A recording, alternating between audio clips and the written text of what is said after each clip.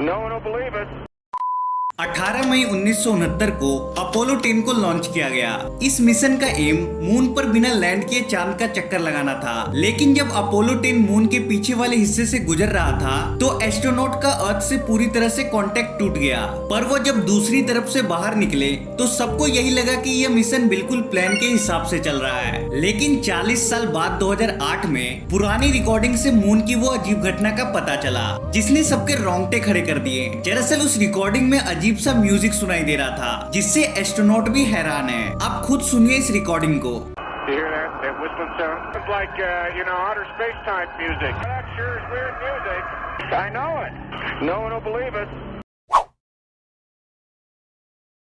NASA ने 1969 से लेकर 1972 तक 12 एस्ट्रोनॉट को चांद पर भेजा था, लेकिन उसके बाद आज तक कोई भी एस्ट्रोनॉट चांद पर नहीं गया।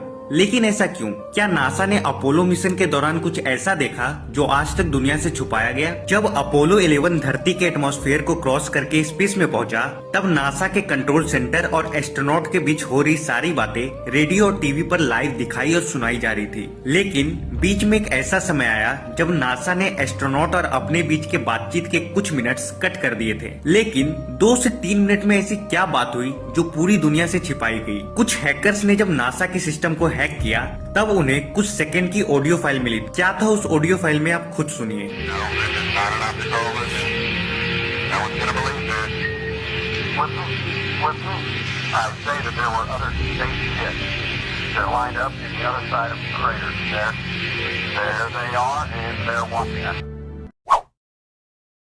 जब नील आर्मस्ट्रांग को चांद पर भेजा गया था तो उस वक्त एक अजीब सी घटना हुई। दरअसल जब किसी अंतरिक्ष यात्री को अंतरिक्ष में भेजा जाता है तो उसे बहुत ही अच्छे से ट्रेनिंग दी जाती है, और ट्रेनिंग देने के लिए बिल्कुल अंतरिक्ष जैसा या फिर चांद जैसा माहौल तैयार किया जाता है, ताकि अंतरिक्ष यात्री से अंतरिक्ष में कोई गलती ना हो जाए। लेकिन जब नील को चांद पर भेजा गया तो उनका कहना था कि उन्हें चांद पर एक अजीब सा म्यूजिक सुनाई दे रहा था। लेकिन वैज्ञानिकों को जितना कुछ पता था उस हिसाब से तो चांद पर आवाज आना पॉसिबल ही नहीं था। पर स्पेस में आवाज आने की यह कोई पहली घटना नहीं है। साल 2003 में भी एक चाइनीज अंतरिक्ष यात्री ने इस बात का दावा किया कि स्पेस में उन्हें कुछ पीटने की आवाज आ रही थी।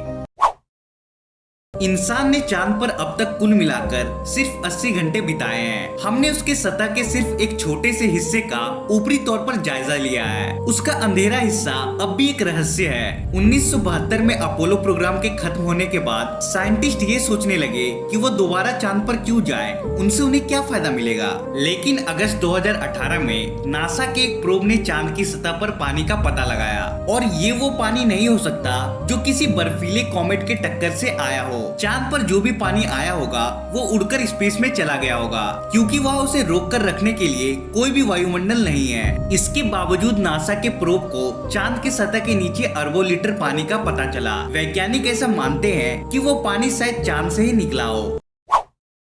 अगस्त 2017 में tech billionaire Yuri Milner space में एलियन सिग्नल तलाशने के लिए $10 करोड़ खर्च कर देते हैं। उन्हें सफलता अब जाकर मिली है। उन्हें ओरिगा स्टार सिस्टम से आए 15 अजीब सिग्नल्स मिले हैं। साइंटिस्ट इस सिग्नल को साफ तौर पर आर्टिफिशियल यानी कि बनाए गए मान रहे हैं। साइंटिस्ट के सामने ये चुनौती है कि अगर ये सिग्नल कोई मैसेज है तो इसका मतलब क्या है, पर उनके पास इसे समझने का एक तरीका है। जो इंजीनियर्स दूसरे प्लेनेट पर टेलीस्कोप बनाते होंगे उन्हें मैथ्स और फिजिक्स तो आता ही होगा, और इसी लैंग्वेज से साइंटिस्ट उनसे कम्युनिकेट करने का सोच रहे हैं। पर कुछ लोग इस सिग्नल को डिकोड करने से रोक रहे हैं। इन लोगों का कहना है कि अगर वो ज्यादा एडवांस निकले तो हो सकता है कि ये सिग्नल वायरस हो, जिसे डिकोड करते ही वो धरती पर सब कुछ कंट्रोल करने लगे, जिससे वो लैब्स और फैक्ट्रीज को हाईजैक करके धरती पर एलियन सिविलाइजेशन तैयार करने लगे।